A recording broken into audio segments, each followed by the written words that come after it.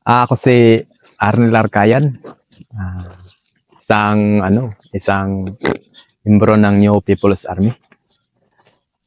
Ikwento ko yung una kong encounter noong 2015 din.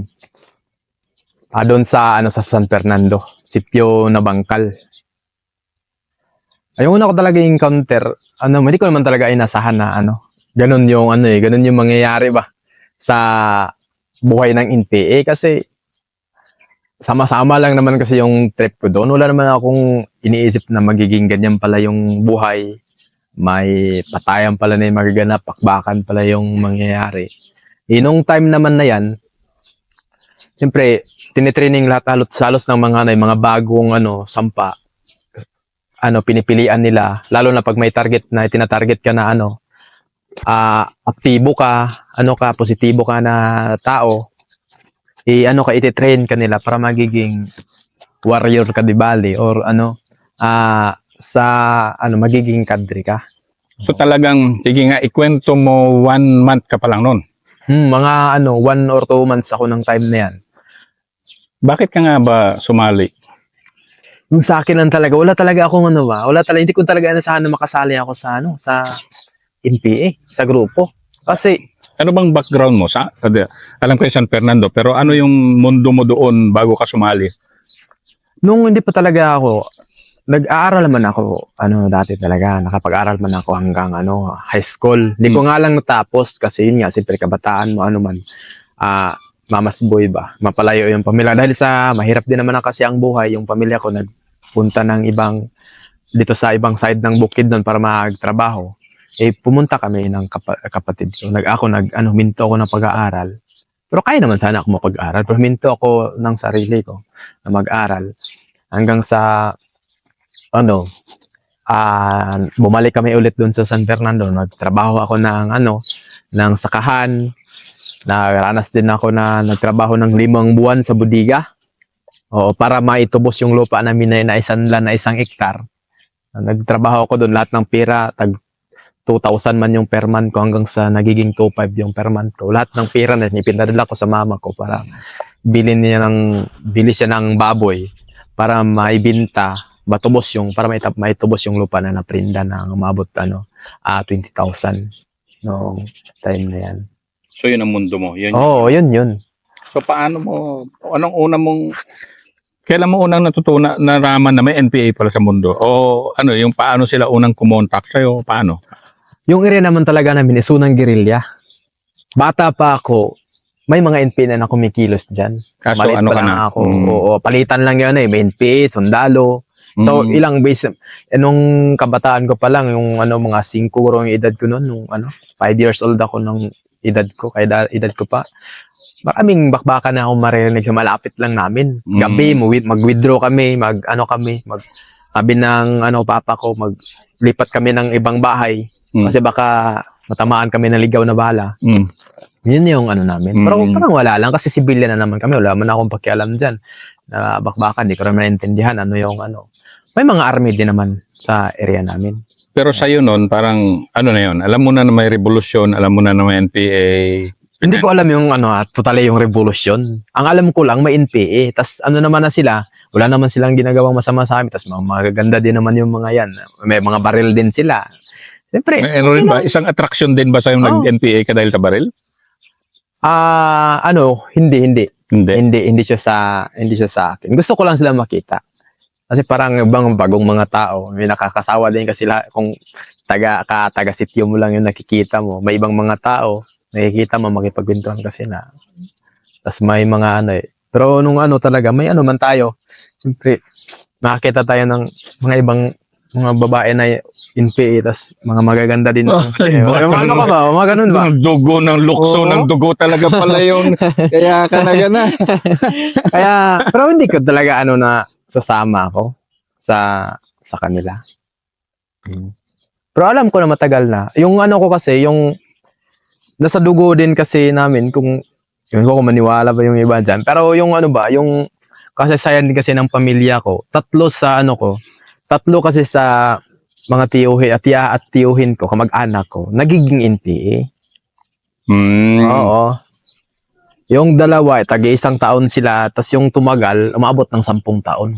12 pa lang din yung edad na yun. Pero wala silang sinabi sa akin about NPA. Wala. Wala lahat yung ano. So, kailan nagsimula? Basta sa akin lang talaga, focus ako sa trabaho na yan. Hanggang sumabot yung mga time na yung mga kamag-anak ko, mga pinsan ko, gusto nilang sumama. Sabi sa ako, pa nga ako sa kanila eh. Sabi ko sa kanila, kung sasama kayo diyan sa sa NPA, mas mabuti pang magsaka kayo, magtrabaho kayo. Makabili pa kayo ng motor. Oh. Uunod pa yung pangkabuhay kasi sasama kayo. Eh ang hindi ko inaasahan. Nagkaroon ako ng kunting problema lang talaga. Hindi naman babae. Babae din, pag-ibig. Mga sabi sa sa pag-ibig. camera, hindi sa akin. Pag-ibig din talaga.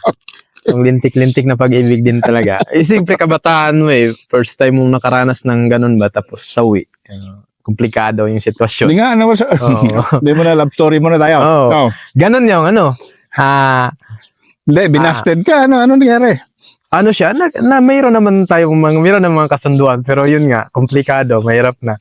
May komplikado yung sitwasyon. Hindi parehas ang tawag dito, hindi parehas, single, may ganun.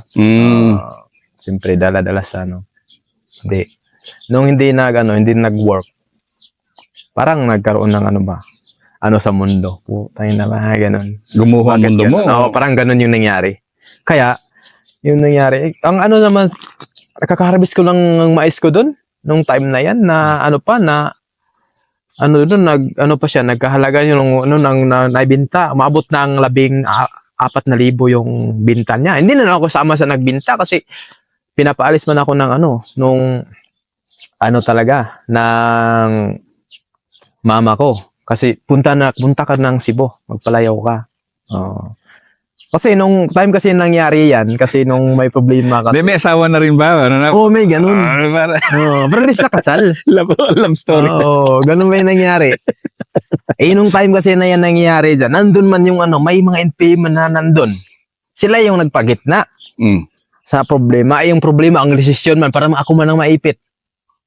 Kasi mga element, hindi naman nasa taas kasi na posisyon yung pumunta doon. Yung medyo harsh yung desisyon niya na kailangan akong lumayas. Yung desisyon niya, ipalayas ako, magpalayo ako. Kasi, yun nga. Sa ngalan ng pag-ibig. Hindi ko tanggap yun na mapalayo ako sa lugar ko. Yun yung problema ko. Pero yun nga, dahil nga yun nga yung desisyon, siyempre NPA yung nagsabi na magpakalayo ka. Silang batas. Siyempre, batas yun niya. Saan, sinabihan ka pa nga, swerte ka nga, papaalis ka lang. Kung sa area to ng lumad, patay ka. May ganun ba yung May ganun. May ganun na sinabi ba? Tapos apre sa akin, tampo. Pero yung babae, nakakagusto na rin. Siyempre, may kapugyan siguro tayo rin. Siya ba? Pero, hindi ngayon. Maling pag-ibig ngayon eh. Maling Ganun yung nangyari. Kasi, siyempre, yung babae din naman na yan, hindi naman. Siguro, kasi siya. Mananukso ba? Nadala tayo sa tukso din. Jesus, tukso layo mo. Maraming nasirang. Ito, rebel story na war story. Ito na love story eh. So, ganun yung nangyari talaga. Nung nag-desisyon na ipaalis ako, sabi ng mama ko, punta ka na lang ng Cebu, may kamag-anak ako doon. Kaya pumunta ako sa bayar ng mais ko, humuha ako ng pira, iyak pa ako ng iyak noong time, hindi ako matanggap na maalis ako. Sawi na nga sa pag-ibig, tapos paalis ka pa. Ilang taon ka ba nun? 19 lang. Sus naman. Ang dami pang baba. Yun nga. Hindi man katulad sa ngayon na nakita natin yung marami palang magaganda sa mundo. Dati Okay. serious tayo masyado eh. Yun yung problema pag seryoso. Hindi. Imbes na papunta ako ng Cebu, ang ginawa ko, pumunta ako ng Valencia lang. Doon ako nagpalamig. Mga ako doon. Mga 2 linggo. Pagkatapos, ng 2 linggo, parang namuboring na ako. Tumawag ako sa tiyahin ko na siya din yung masa na, malakas na masa dyan sa area namin. Yung tiyahin ko. Sabi ko, Insi man yung tawag ko sa kanya. Insi, pwede ba akong bumalik dyan? Sabi niya, pwede naman. Kaya nung sabi niya, pwede naman, hindi naman ako, dyan, gagalawin na, mga NPA. Hindi naman. Wala namang mangyayari sa'yo. Kaya bumalik ako, dala pa ako ng isang sakong mangga. Alam mo kung saan ko dadala yung isang sakong mangga? Pinadala ko pa doon sa sa mga NPA. Oo. Na parang may sama ako ng loob doon dati. Nung kakarating ko, biglaan lang ako na nagka-desisyon na buti pa sumama na lang ako sa kanila. Yan. Biglaan lang yun. Yun lang yung problema yun. Kasi ang problema, wala naman silang problema sa'yo. Ang problema lang nila, problema sa puso. Ano lang to. Oo. Hindi, wala kang atraso sa kanila. Wala. Yun lang yung sa labas. Pero wala akong atraso sa kanila. Bigla ako nag-desisyon. Sabi, magpatulong ako nga. Pupunta ako. Hinabol pa ako. Wala akong mama ko doon. Nasa nasa sentro na may nilalakad sila. Gabi kasi nung time na yan. Pumunta pa yung yung tiyuhin ko. Hinabol pa niya ako. Umiyak. Sabi, dahil alam yung desidido ka na. Sabi niya. Iyak siya. Pinipigilan niya ako. Huwag kang sumama dyan. Kasi alam mo ba yung prinsipyo nila? Walang kamag-anak. Walang kapakapatid. Anong klaseng prinsipyo yan? Yan sabi niya. Pero walang kalam-alam yung about revolution, about NPA. Pero yung ayaw na dun, yung prinsipyo na yan, sabi niya. Kasi, anong klaseng prinsipyo yung walang kamag-anak, walang kapakapatid, walang magulang. Pag magkasala, patayin. Ay, ganun. Pero nabuo talaga yung desisyon ko. Kinabukasan, nagpahatid ako dun sa tiyuhin ko sa Hindi alam ng ko yan, ng papa at saka mama. Normally, pag ganun, bago kang recruit, saan ka dinala? Nandyan lang naman din sila malapit doon kasi nung time na yun kasi solid man yung area. Tapos wala mang nag-ooperate na tropa dyan. Nung time So nandyan lang sila? Nandyan lang sila sa malapit. Hinatid ako doon sa malapit lang. Sa kampo nila. Nung pagkapasok ko doon, siyempre, wala talaga akong doon na na ba itong napasukan ko. Basta gusto ko lang magpalamig sana. Nung ako doon, nung dumating ako doon, kinausap ako ng mga kasamahan ng mga babae at saka nung opisyal nila, commander nila. Ginausap nila ako, sabi na, ano ba ang pangalan ko? Ako? Ano daw mga hilig ko? Hilig? Hilig sa hilig ba na, sabi, daw hilig ko na mga laro. So ganun pala yung unang interview pag papasok pa lang? Nila, sabi ko, hilig ako sa basketball. Sabi nila. Na walang basketball dito. Kaya mo mga magtagal dito? Wala mong basketball dito. Kaya siguro. Ano pa? Ano ka ba daw? Ilang beses ka ba na nakalayo sa pamilya mo? Wala. Ulit pa ako nakaranas na mapalayo sa pamilya ko. Sa dito, maabot ng panahon na makalayo ka sa pamilya mo. Kakayanin mo ba? Kasi alam nilang yun na magiging buhay mo. Oo. Mas mga anong hilig mo kanta. Ayun. Ano mahilig ko? Hilig mo pang iba? Makanta. Sabi, wala ding midjoke dito. Tsaka dito, hindi piyesta. Sabi nila. Sige lang, okay lang. Tsaka, yung time na pwede yung sinabi nila na naka-decision ka na ba talaga? Sabi ko, Hindi ko narinig. Yung sinabi nila na desidido ka ba talaga na sasama? Sabi ko, pero siyempre, ko doon, sabog ako nung time na yun. Utak ko ba? Wala ako sa tamang siguro nung time na yan. Yan talaga nadagawa ng tukso Yan talaga Emosyon. Yung nangyari doon. May man ako doon. Medyo din napalagay yung loob ko doon. Kasi meron akong tiyuhin na parang magkasing edad lang kami na mas nauna sa akin ng ilang buwan. Siya yung kaya doon nagsimula yung coding ko na Kung nagko-coding natin, sabi man, anong coding mo? Sabi ko, RR. Tapos pinasamahan nila ako din ng political instructor din yung nagiging taga-bantay sa akin, taga-pag-alaga sa akin. Iyak ako. Yun ang normal, hindi? Yun, normal talaga yun pag may mga baguhan, didikitan niya ng mga magaling mag-gadget. Para mabuild mo yung tutulungan ka nila paano ma-build yung paniniwala mo at saka yung sa pagkikibaka. Na i-transform ka nila nasa yugto ita-transform ka ba? Na halimbawa ako, nung sumama ako, hindi ko man talaga naintindihan yung revolusyon, yung pagkikibaka. Pero sa takbo na lang ng panahon, saka ko lang na iintindihan yung gano'n. Gano'n pala yan. Pero nung ipasok kang ganun, so Anong ano mo nun? Nalungkot ka? Medyo talaga malungkot. Iyak lang ako nang iyak pa nung time na yun. Ganon. Dun sa ano. Tas, 19 years old. Ah, hindi. Oo, 19. Iyak pa ako nang iyak dun sa nangyari nga sa buhay ko. Eh, siyempre, pinahangan ka naman. Kaya, parang gusto ko pa igit yung ano ba, yung nangyari na. Bakit ganon yung nangyari na ano, ako yung nagiging masama. Tapos, sabi niya, ganun talaga. Wala talaga mangyayari doon. Mali talaga yun, sabi. Hanggang sa nagiging maayos naman yung ano ko. Naka-move on ako ng ilang mga sandali. Pero nung time na na-release ako, ano pa ako, nangunguros ako, Catholic man. Tapos yung mga tao kasi doon, hindi man siya nagagano. Wala na. Hindi man nagdadasal doon. Ako, nagdadasal pa ako nung time na yan. Hanggang sa umabot nung time ba na hindi pala uso yung dasal dito. Eh, siyempre, mahiya ka na eh. Ikaw lang pala yung nagdadasal. Yung iba dyan, hindi naman pala nagdadasal. Ang una nga nakaranas ako ng takot doon talaga yung nag-dry run, yung sinasabing dry run, yung nagbansay ba? Ano, hindi ko alam. Nagsanay, parang para siyang kunyari may kalaban, anong gagawin ng buo? So, example? Kunyari kung may atake ng kalaban, ano yung forma ng platon o ng mga kasama, anong gagawin na i-handle ng commander? May ganun yan sa yan, bawat kampo ginagawa yan, lalo na nung una. May game plan na sinasabi. So ikaw noon, parang sobrang nanibago ka kasi siyempre. bigla, sabi nung political instructor na nakadikit sa akin, sabi niya, bro, may tayo pagsasanay ngayon. Dry run may dry run. Hindi ko man naintindihan kung anong dry run, hindi man kasi sinabi. Tapos biglang sumigaw, may kalaban, dapa. Akala ko talaga, tunay na kalaban na talaga.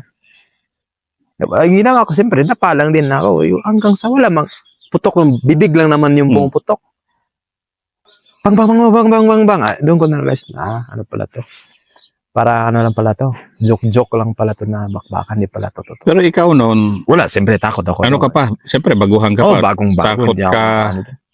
Dabi yung takot ko doon. 19 years old. Nagulat. Then, nag-encounter ka after a month. Ito nga, ikwento mo na yung na-encounter mo. O sige nga, paano nangyari? So, nung unang una ko naranasan talaga na encounter, doon sa San Fernando talaga, sa sitio na Bangkal. Nung time na, elemento pa ako. Wala akong sa posisyon doon. Ang elemento, yun ang pinakamababa. Mababa yan. Mga baguhan. Ilang buwan pa lang. Yung walang mga posisyon na So, nung kasi na yan, nung time kasi na yan, yun, hindi na monitor ng kasama ba? Kasi may monitoring kami sa lagay ng seguridad. Talagay na Paano? seguridad. Sige nga, ikwento mo nga. Paano kayo pasabilis? Ano style nyo? Yun, kasi malapit lang kami sa malapit kami sa community lang ng mga lumad. Gaano kalapit? Mga 1,000 meters air distance. Di sa kilometro. Malapit lang. Makita mo lang sila. Ganun. Yung nila. Nasa lang kami, gilid lang kami ng sakahan nila. Tapos may mga daanan. Siyempre, ganun, kalakasan dati. Pag hawak mo, yun kasi yung friends, pag malapit, ganun ba? Pag may mga masa, siyempre, masa man yung magsasabi, kampante. Ayun pala, ayun ang hindi na monitor doon, may lihim pala na umikot na tropa sa kabila. Doon dumaan sa gubat. Tapos kami yung pinonterya. Kasi may nakita sana na tao yung isang kasama namin. May nakita siya na tao na umakyat sa puno na doon sa amin, nakatingin-tingin saan pala. Hindi nagsabi. Lumad o sundalo? Mga lumad pala. Lumad yun na traidor, nahawakan ng tropa ba? Ay. Yun. Tapos yung nakakita na kasama namin, hindi sinabi. Kaya nangyari, alas 7 ng gabi, saka na lang na monitor ng nakatawag yung namin, yung monitoring namin na kasamahan, yung commander sa masa, na may kilos ng sa kabila, na kayo yung target. Alas 7 ng gabi, madilim na. Hindi na. Ito sa yung nag-usap man yung doon, mga opisyal, nag-usap sila anong gagawin. Yung nagiging desisyon nila, yung nanalo sa desisyon, na may nagsabi na mag-withdraw tayo, yung kalihim ng kasekretary ng Platon. Ang ang sagot naman doon sa ibang mga opisyal, yung mga kadre, commander, ang sabi naman nila, mahirap umalis ngayon. Hindi natin alam kung saan na yung kalaban. Baka mabangga pa natin, mabunggo pa natin sila, tapos madilim. Mas nang ibabaw yung wag aalis, manatili. Siyempre, dahil na nang ibabaw yung manatili, ang ginawa doon, pinababaan kami na maghanda, handa yung mga gamit, handa yung sarili, may papalapit na kalaban. Bukas na bukas, alis tayo. So, ikaw nun, kabado ka na. Ano naman ako doon, siyempre may ganong kaba, pero hindi nga talaga totally talang takot na takot. May kaba tayo kasi, kalaban nga. Tapos yung nangyari pa doon, nung na yan, kami yung nagawa na alert team. Ano yung sabihin nun? Ibig sabihin dyan, alert team, parang sa tropa din na kung may biglaan na puntahan nyo doon, kailangan yung birahan yung kalaban, i-check ninyo kung may kalaban niya. Kayo yung automatic na Gagalaw. i-assemble kayo, isang team, assemble kayo, tapos pakawalan para bumira sa kalaban. Kami, kasama ako doon. No. Gabi pa lang, naihinanda na yun, alert team yung tawag sa amin. Pero hindi ako namuno doon. Kasama lang ako doon. Siyempre, gabi pa man yun, hindi na kami natulog. Yung pack namin, yun na yung sinasandalan namin. Tapos nag-shifting kami na gwardya.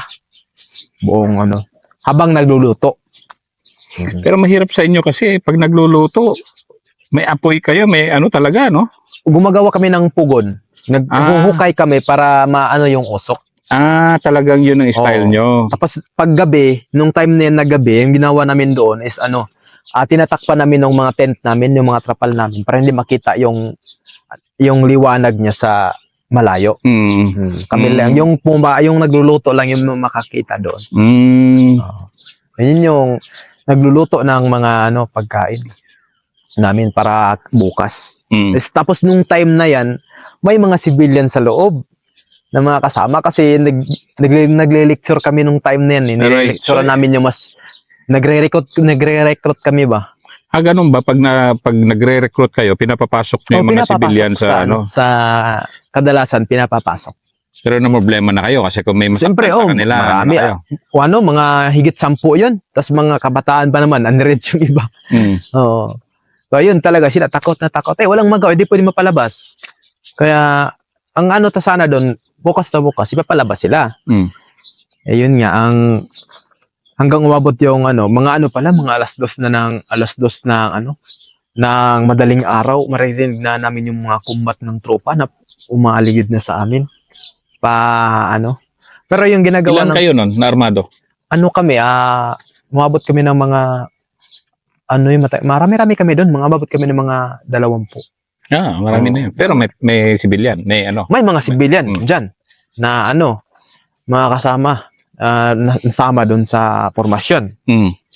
Kasi yun nga nire-lecturean sana, yung target sana i-recruit. Hindi pa nga natapos yung lecture.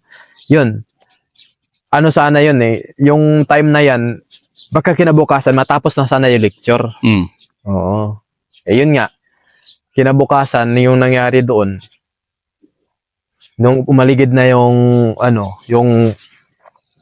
tropa, baka kinamuagahan, pinatawag kami pag aga talaga. Pinatawag kami na yung alert team. Sabi, i-check namin yung pinadala kami ng mga gamit, yung tinatawag namin niya balag, na check the perimeter. Kung meron ba talaga yung kalaban at kung saan na.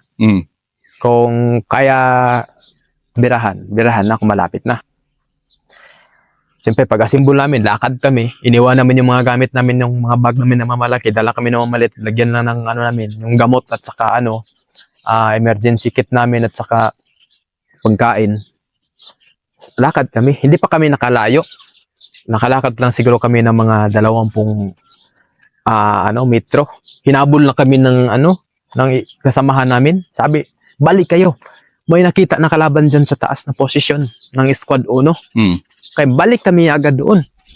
Di kami nga yung alert team, kami nga yung napili nga talaga na na makikita na matatapang. Kayang lumaban. Di kami yung doon sa nilagay doon sa front line. Oh. May bomba kami nakapakat naman doon nung time na yan, nung CDX. Ay yung ginawa. Pero medyo may katagalan pa yung assault ng ng tropa, yung nila. Dahan-dahan din. Oo, mahina yung dandahan sila ba na lumalapit sa amin. Pero ako, sabi man nung team leader namin, sabi niya, "Diyan ka. Dapa ka lang dyan na." Siyempre, hindi na ako gumagalaw. Dapa lang ako dyan. Tapos yung isa naman, yung squad leader naman, medyo may pagkakampante, kain-kain mo na siya. Insakto siya yung natrigiran, buti hindi na tamaan sa ulo at saka hindi dito dito yung niya, natamaan dito. Yun yung trigger. Doon na simula na yung bakbakan. Ako naman, wala naman ako makita na kalaban. Putok lang, abi yung putok. Try ko na rin na nagpaputok na rin kahit wala akong makita. Paputok yung mga kasamahan ko. Paputok sila. Wala makita mga kalaban. Paputok ako. Kasi lagi yung kumakalabit ako sa gatilyo. Wala mang putok. Kinasa ako, nakailang kasa ako. Tapos kalabitin ko naman yung gatilyo. Hindi talaga puputok yung baril. Oo. Ibig sabihin, nag-malfunction ang baril mo. Hindi, ang problema pala dun sa baril pala, hindi ko na-unsip. Important yung dala-dala ko Hindi pala na-unsip. Pag tingin ko, putang ina, hindi pala unsip. Kaya pala hindi pumuputok. Kaya nung pumutok na siya. Sige, naggano na ako. Hindi ako steady. Pinutok ko na yung baril ko. Nung naubusan na ng magasin, siyempre, pag ubos ng baril, palitan ko ng magasin. Tapos siyempre, tapon na yung magasin. Kasi di ba yun yung napapanood mo sa kay Robin Padilla na pag maubusan ka na ng bala, tapon yung magasin dyan. Bawal yun. Di ba? Ganun yun Kaya, pag nung sinabi na withdraw na, wala unti-unti na may naman na yung time hindi ko narinig na may nagsabi na withdraw. Tapos nakikita ko na lang, wala na akong makikita na may nakahilira pa ng mga kasamahan ko dyan sa isang squad kami. Kaya naisip ko, puta, ako natitira dito. Kaya ang ginawa ko, hindi ko na napaputok yung pangalawang saksak ko ng magasin. Na matras na ako. Yung ginawa ko, di ba, ang pag-atras ko na ginawa ko, parang hipon na paatras ba. Nauna na yung una na yung puwet pababa. Oo. Kasi, iikot ka pa, baka maano ka. Oo. Kaya, baba kami. Nung na yan, pag doon, wala naman, na yun, hinto na yun kasi na yun nung pagka-assault ng tropa, is-switch yung pinaputok yung CDX. Kaya humina yung nila. Parang yung na-distract yung tropa doon. Yun talaga depensa nyo. Oo, yun talaga yung depensa.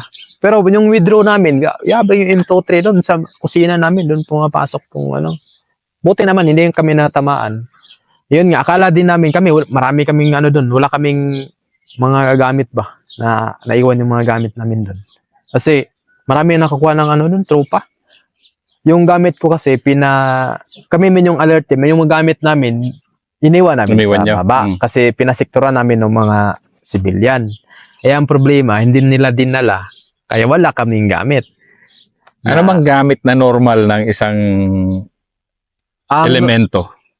Ang normal talaga yung nagamit lang, siyempre, may may trapal siya, yung tent niya, yung duyan niya, yung tawag dito, saan ba sa, yung poncho, may poncho siya, at saka, siyempre, mga sabon niya, mga Yun yung normal nyo na yan, bigas, may bigas siyang dala, may mga, dati nung kasagsagan, may mga dilata, na dala-dala pang niyan, ginahati kasi yung mga supply.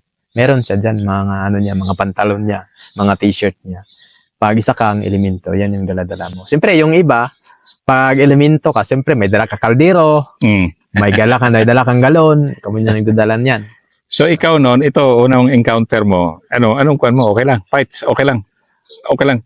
Okay lang naman din yung ko doon. Hindi naman ako masyadong na-trauma doon. Pero wala talaga, hindi ko rin inasahan na mangyayari. Kaya nung kaka-withdraw, tinanong ako kung nasaan na yung magasin ko. Sabi ko, wala, iniwan ko. Kasi, yun, akala ko kasi tinatapon yun, nakikita ko sa TV.